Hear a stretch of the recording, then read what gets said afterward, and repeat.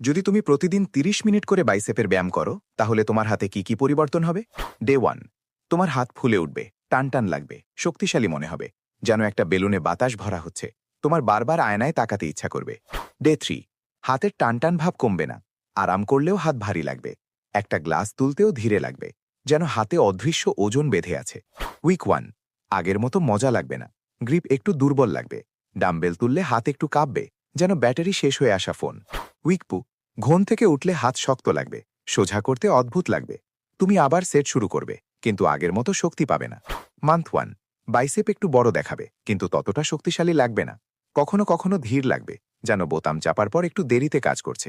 Month 3, তুমি বুঝতে না পেরে কিছু রিপ কম করে ফেলবে, হাত আগের চেয়ে দ্রুত ক্লান্ত হয়ে যাবে, হঠাৎ তোমার মনে হবে অনেক দিন আগে থেকেই উন্নতি থেমে গেছে।